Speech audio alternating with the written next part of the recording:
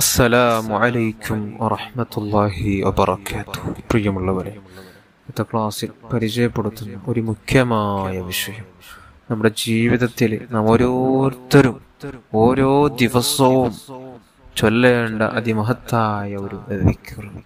മുത്തുനബി സല്ലല്ലാഹു അലൈഹി വസല്ലമ തങ്ങളോട് പറയുന്നു, മൻ ലസിമൽ ഇസ്തിഗ്ഫാറ, ഒരാൾ ഇസ്തിഗ്ഫാർ ലാസിമാക്കിയാൽ, നിത്യവും ഇസ്തിഗ്ഫാർ ചൊല്ലുന്നവനായാൽ, ദിവസവും ഇസ്തിഗ്ഫാർ, തെറ്റുകൾ ചെയ്യാത്ത മുത്തായ തങ്ങൾ പോലും ഇസ്തിഗ്ഫാർ ദിവസവും ചൊല്ലിട്ടുണ്ട്. പാവങ്ങൾ ഓരോ നാളുകൾ കുന്നുകൂട്ടുന്ന നാം ഇസ്തിഗ്ഫാർ ചൊല്ലുന്നില്ല. അപ്പോൾ നാം എത്ര ഹതഭാഗ്യരാണ്. ഇസ്തിഗ്ഫാർ എന്നുള്ളത് വെറും പാവങ്ങൾ പൊറുപ്പിക്കാനുള്ളതല്ല, വെറും പാവങ്ങൾ മാത്രമല്ല ഇസ്തിഗ്ഫാർ വഴി നമുക്ക് ലഭിക്കുന്ന നേട്ടം. മുത്തായ തങ്ങൾ അവിടുന്ന് പറയുന്നു, മൻ ലസിമൽ ഇസ്തിഗ്ഫാർ, ഒരാൾ ഇസ്തിഗ്ഫാർ ലാസിമാക്കിയാൽ, ജഅലല്ലാഹു ലഹു മിൻ കുല്ലി ദീഖിൻ മഖ്റജ വമിൻ കുല്ലി ഹമ്മിൻ ഫറജ വറസഖഹു മിൻ ഹൈഥു ലാ യഹ്തസിബ്. അദ്ദേഹത്തിന്റെ എല്ലാ പ്രയാസങ്ങളും, എല്ലാ ബുദ്ധിമുട്ടുകളും, എല്ലാ തടസ്സങ്ങളും അല്ലാഹു തആല നീക്കി സന്തോഷം കൊടുക്കും. അതേപോലെ തന്നെ ടെൻഷനുകളെല്ലാം അകറ്റിക്കളയും.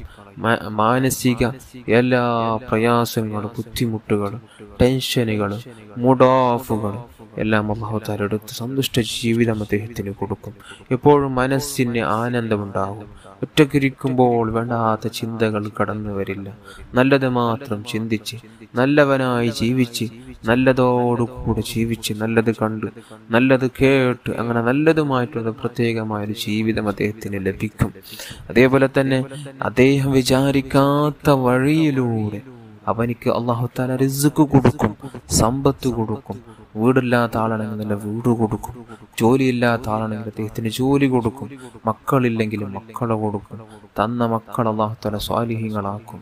അദ്ദേഹത്തിന് എന്ത് ആവശ്യമുണ്ടോ, എന്തൊക്കെ ആവശ്യങ്ങളുമുള്ള കാര്യമുണ്ടോ, ഇതെല്ലാം അല്ലാഹു തആല അദ്ദേഹം വിചാരിക്കാത്ത വഴിയിലൂടെ എളുപ്പമാക്കി കൊടുക്കും എന്ന് മുത്തുനബി സല്ലല്ലാഹു അലൈഹി വസല്ലമ തങ്ങളാണ് അവിടെ നിന്ന് പഠിപ്പിച്ചത്.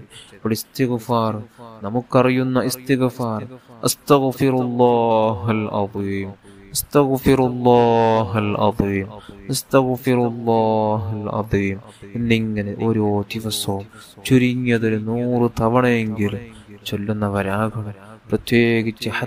പ്രത്യേകിച്ച് വഖ്ത് സഹർ, താഴ സമയത്ത് തഹജ്ജുദ് നിസ്കരിച്ച് ഇസ്തിഗ്ഫാർ പെരുപ്പിച്ച് ചൊല്ലണം. അല്ലാഹു നമുക്ക് ഭാഗ്യം തരട്ടെ. സ്വാലിഹീങ്ങളുടെ കൂട്ടത്തിൽ നമുക്കെല്ലാവർക്കും ഉൾപ്പെടാനുള്ള തൗഫീക്ക് തരട്ടെ. ഈമാനോടെ ജീവിച്ച് ഈമാനോടെ മരിക്കാനുള്ള ഭാഗ്യം തരട്ടെ. ഈമാനോടെ ജീവിച്ച് കാഫിറായി ചത്തുപോകേണ്ട ഒരവസ്ഥ നമുക്ക് ആർക്കും നീ തരല്ലേ അല്ലാഹ്.